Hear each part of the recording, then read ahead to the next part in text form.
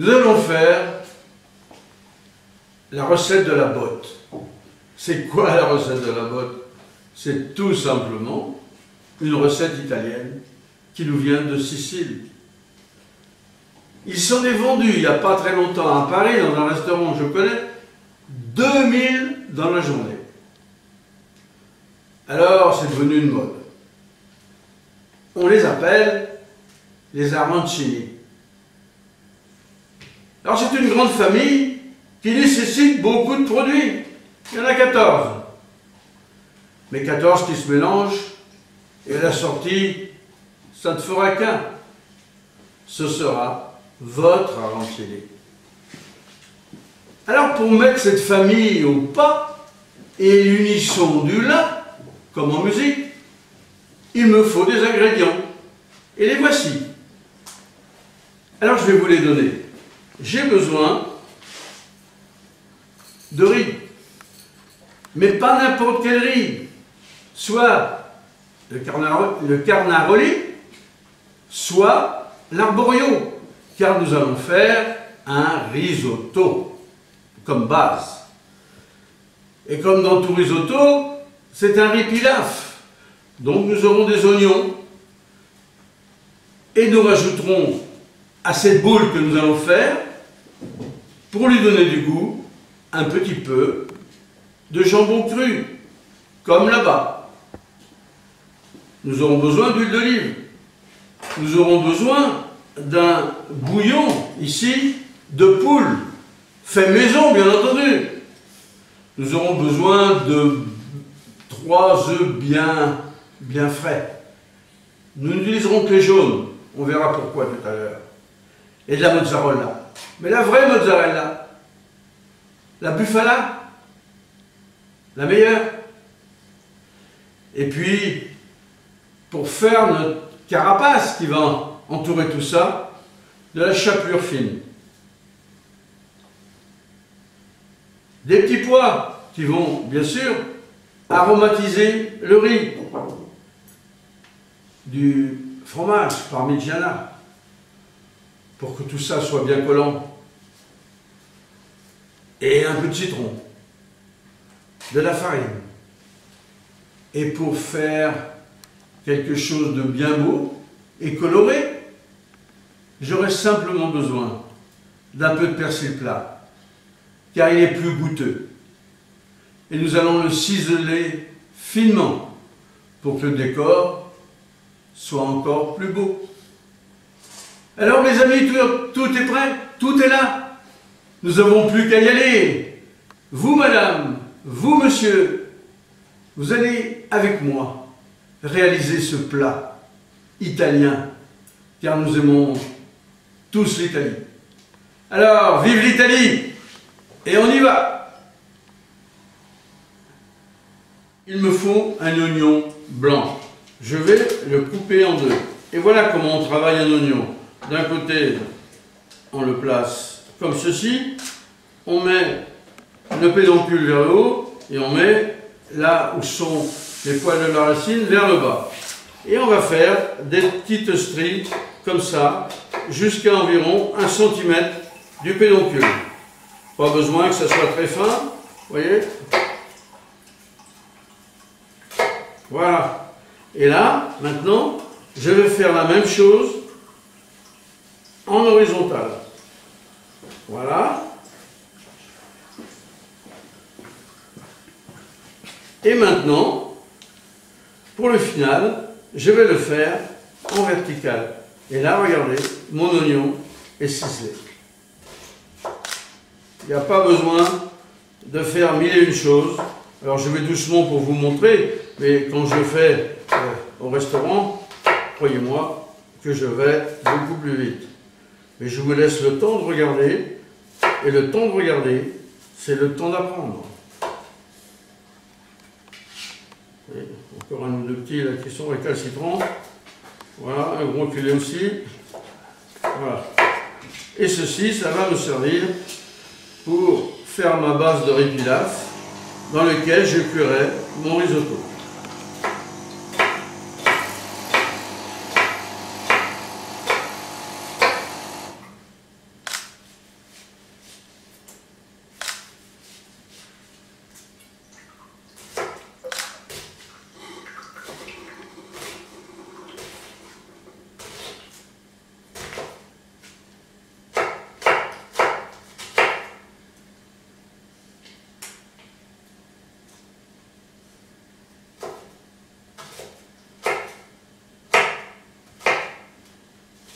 Voilà, mes découpes sont faites, elles sont à peu près égales. Il en reste un petit qui s'est caché là.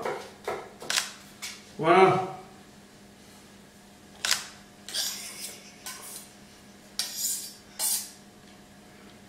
Toujours bien nettoyer son couteau après l'avoir utilisé, avant de le nettoyer définitivement. Un couteau, ça s'entretient systématiquement. Voilà. Et là, je vais prendre la poêle qui est là. Voilà. Je vais mettre une petite goutte d'huile. Je vais mettre le vin blanc. Vous voyez, je veux faire le coquet. Résultat, je ne mets pas mes lunettes. Et résultat, je confonds le vin blanc qui est de la même couleur dans la tasse. Voilà. Et ça, je le mets à chauffer pendant quelques minutes. Ma chère est là.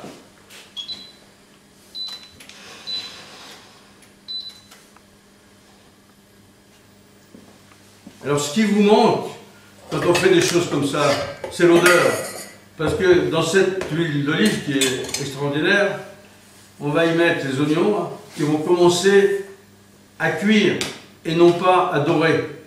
Il faut qu'ils fondent sans couleur, de façon à ce que ce qui est à l'intérieur, la sève, eh bien, vienne parfumer le jus que nous allons mettre à cuire et à chauffer. Voilà, allez, voyez, c'est facile, hop.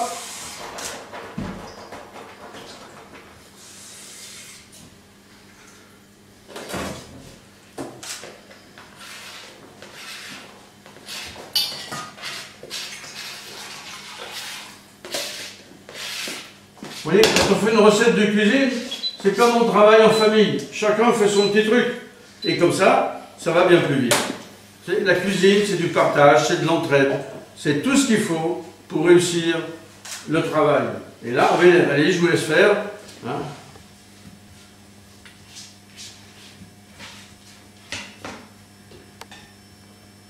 Voilà. On le laisse chauffer, et voilà. Bien. Donc, là, les jus cuisent. Je vais donc maintenant faire la découpe du jambon. Alors, le jambon,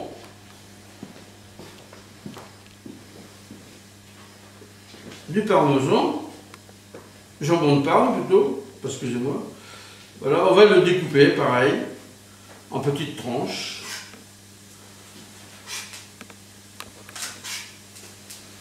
On recoupera de façon à faire des petits dés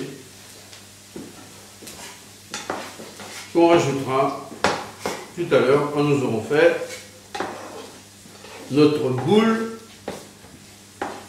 Voilà. Et la dernière.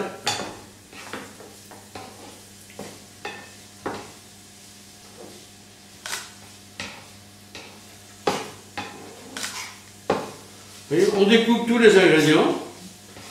Comme ça, il n'y a plus qu'à les utiliser exactement comme on a besoin.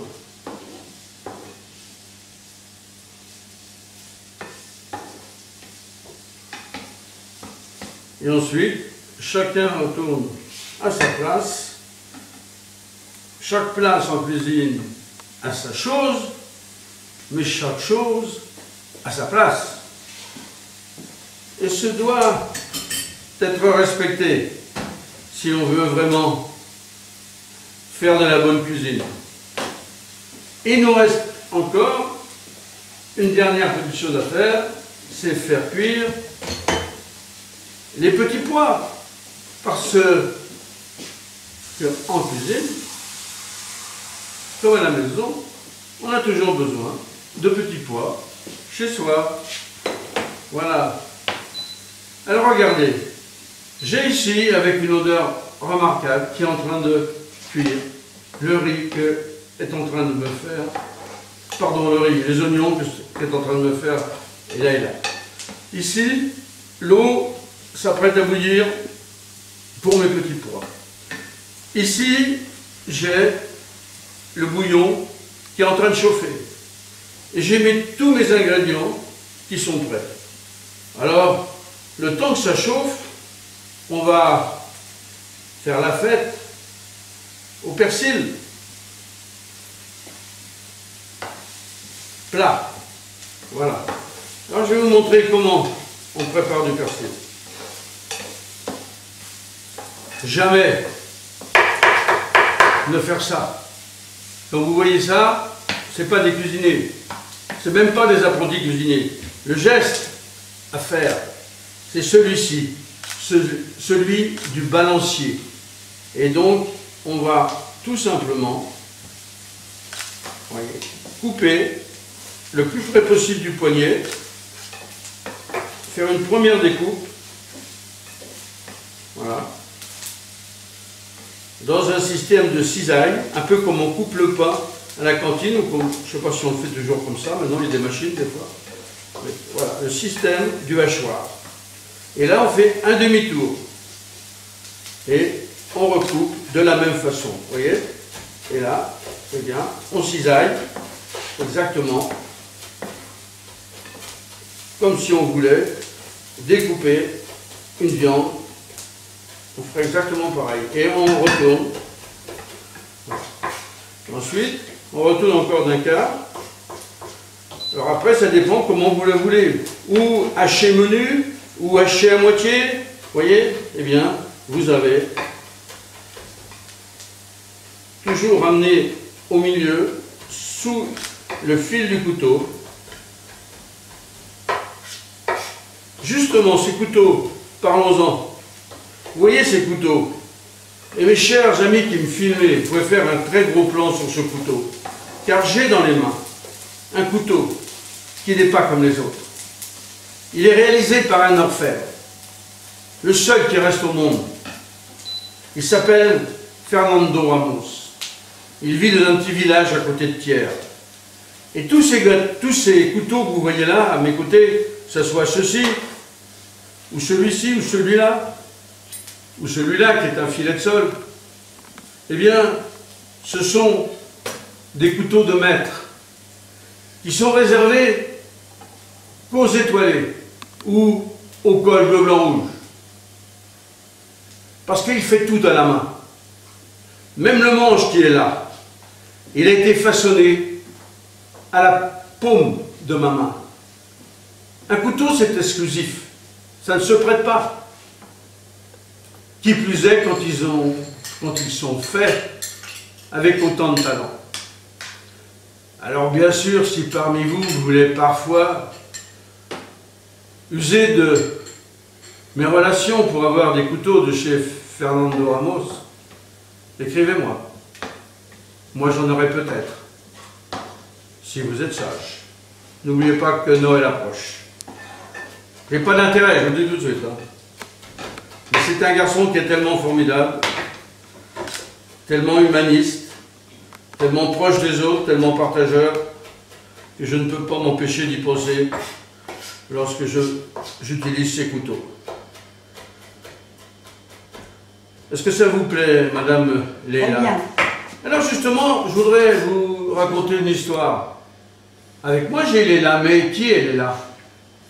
Léla, c'est une dame qui est chef et qui fait de l'excellente cuisine dans un château de Dordogne où nous sommes, autour d'un endroit bucolique où il fait bon se promener, respirer l'air pur. Ça s'appelle Château La Tuilière. Eh bien, je peux vous dire que si vous avez un moment à prendre, un repos à faire, un plaisir à vous offrir, c'est un endroit extraordinaire. Je l'ai découvert il y a quelque temps, grâce à un ami qui m'a invité ici à déjeuner. J'ai fait un repas remarquable. Mais au-delà de ça, le club des Amis de Pierre Marchessault, c'est un club d'humanisme où se réunissent des gens qui aiment aller vers les autres, et non pas des gens qui pensent qu'à prendre de ce qu'ont les autres. Eh bien, j'ai trouvé cet état d'esprit ici, de ce couple merveilleux, qui nous accueille aujourd'hui dans leur château, dans leur cuisine et dans leur vie. Moment d'humanité que nous partageons avec un grand bonheur. Et donc, elle cuisine avec moi, avec, je crois, beaucoup de plaisir, mais en plus, avec beaucoup de talent.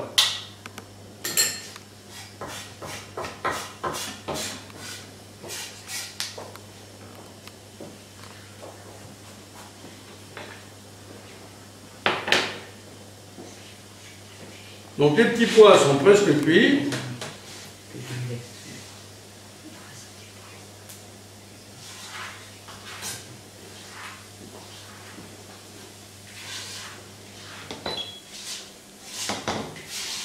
Je pense que là, les oignons, Oui. avec le jambon. Non, c'est bien maintenant. Voilà. Voilà. Je mets le riz. Donc maintenant, il n'y a plus qu'à mettre le riz. Bien, enfin, là, je vous apprends rien. En fait. C'est votre recette, alors je vais l'appliquer.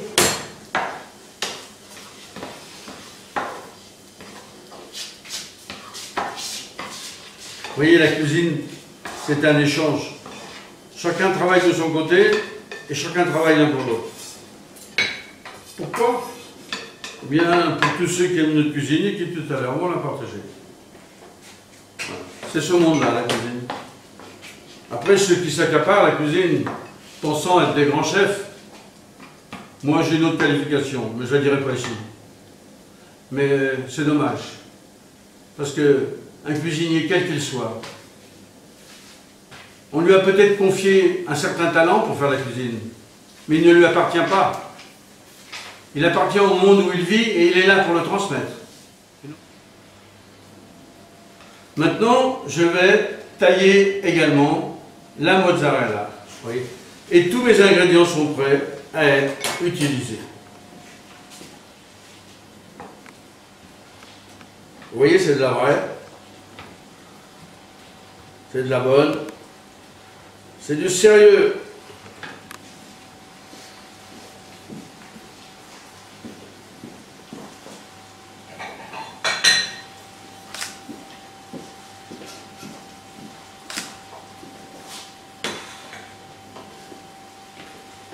Je vais vous raconter une histoire. Un jour, j'ai rencontré un chef que j'avais eu en stage. Et puis, je le rencontre 3 mois après. Il avait une belle veste blanche. Il sortait d'un restaurant. Il y avait marqué chef dessus. Alors, je lui dis, tu es devenu chef? Et il y a 3 mois, tu ne connaissais pas la cuisine? Donc, explique-moi comment tu as fait. Mais il m'a dit, c'est simple, je suis tout seul.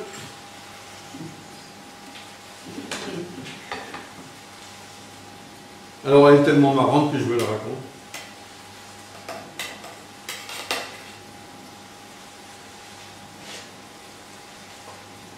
Voilà, la mozzarella est prête. Donc tous mes ingrédients sont là, prêts à être utilisés selon les besoins. Et là, on va peut-être devoir faire une petite coupure, le temps que cuise le risotto. Je crois que même. Le risotto, c'est bon. On fera une autre recette.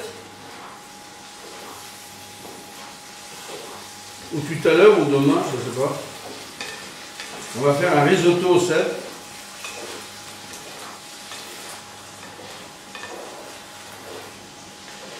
Voilà. Et je résiste pas au plaisir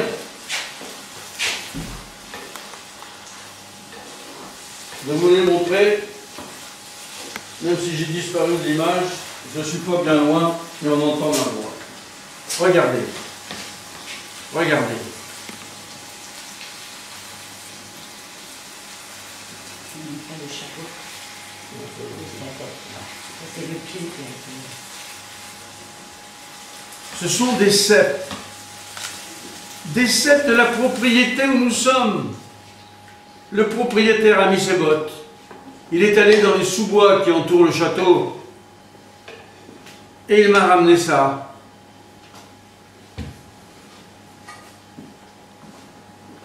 Qu'est-ce que vous en pensez, mon ami?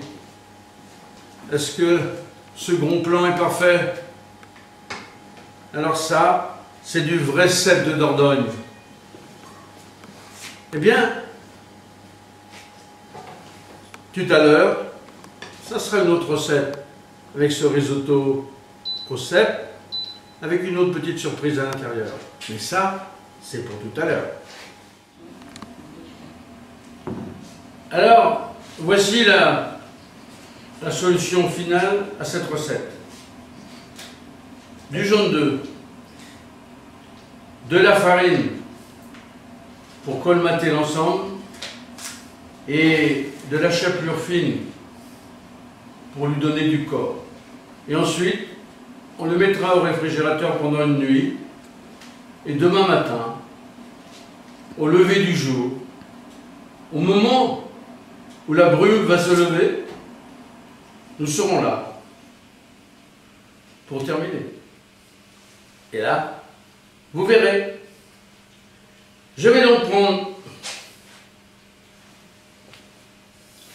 mon arancini et je vais le rouler avec délicatesse dans le jaune d'œuf. Voilà. Il faut bien qu'il soit imbibé de jaune d'œuf.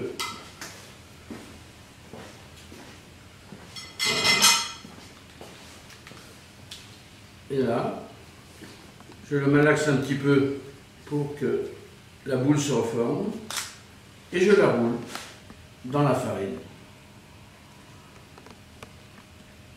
La farine va coller au jaune d'œuf et commencer à emprisonner l'ensemble. Voilà. Et là, je n'ai plus qu'à le rouler maintenant dans la chapelure pour faire sa carapace qui va me permettre de le cuire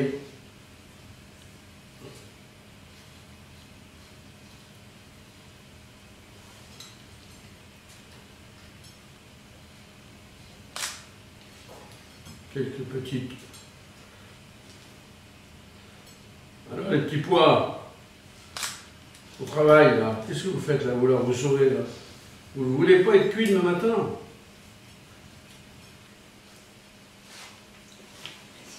On va continuer, voilà.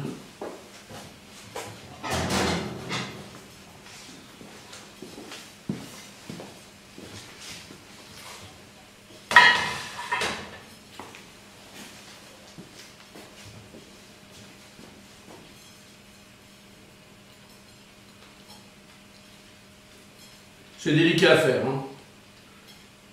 Donc, il faut prendre quelques précautions. Mais au final, ça donne ceci. Et nous allons passer à la boule numéro 2.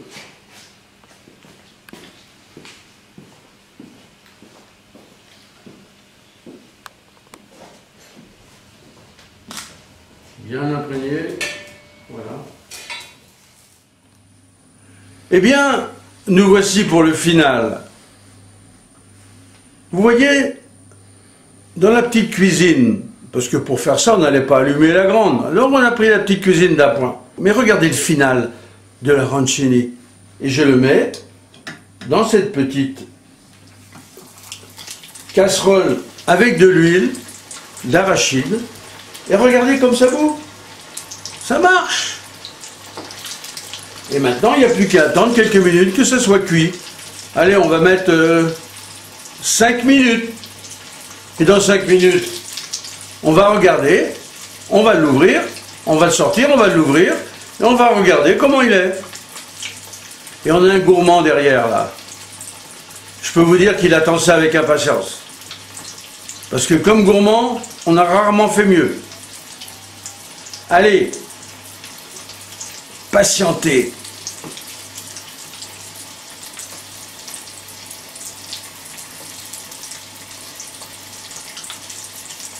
Voilà. Une fois que l'huile est chaude, elle se tient chaude. Donc il n'y a aucun problème. Donc on peut baisser. Vous voyez, elle continue. Pourtant, je l'ai mis à 3. Eh bien, l'huile est toujours à 180 degrés. Elle va mettre une bonne demi-heure pour baisser. Alors il ne faut pas exagérer non plus. Vous voyez, là, je vais essayer de la tourner un petit peu pour vous montrer. Regardez. Ah oui, déjà extérieurement, comme elle est belle. Regardez. Et maintenant, on va laisser cuire à l'intérieur. Tout doucement.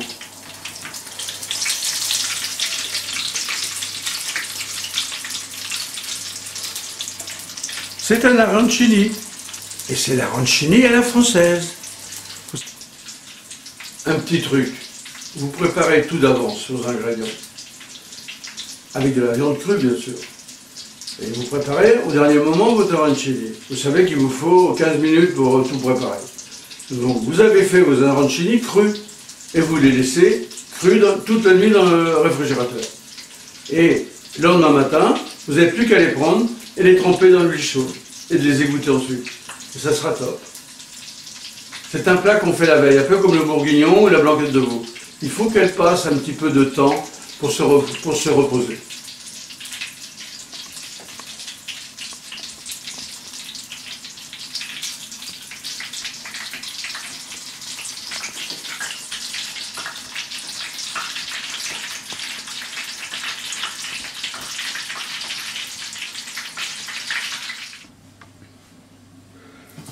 Et on le met dedans.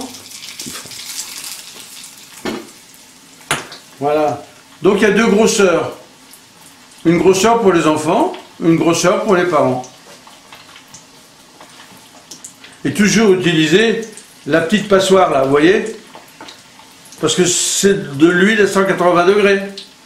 Alors il ne faut pas que ça éclabousse, il ne faut pas vous brûler, donc le manche vous protège. Donc prenez toujours une protection lorsqu'on travaille avec l'huile, parce que l'huile, quand elle vous brûle, comme c'est gras, elle s'accroche et la chaleur va descendre dans la peau et ça vous fera des cloques. Et si vous ne faites pas attention, on peut être brûlé sérieusement. Donc il faut prendre quelques précautions et c'est ce que nous faisons.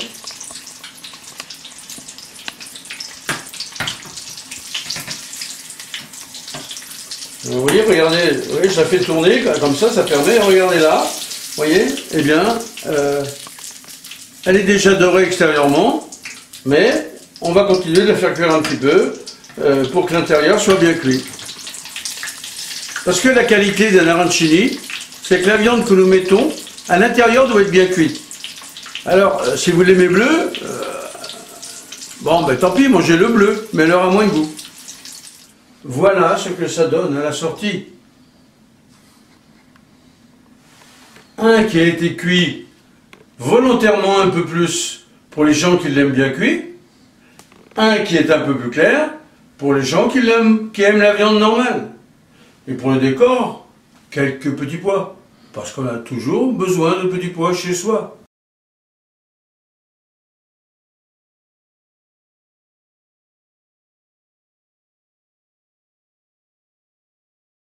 Là, on vous l'a coupé en deux, pour que vous voyez bien l'intérieur. Là, la moins cuite, là, la plus cuite. Tout est à l'intérieur. C'est un arancini à la française. Et pour l'aromatiser, on a fait une surprise. C'est qu'on a mis du ras el hanout à 32 épices. Ras el hanout, 32 épices.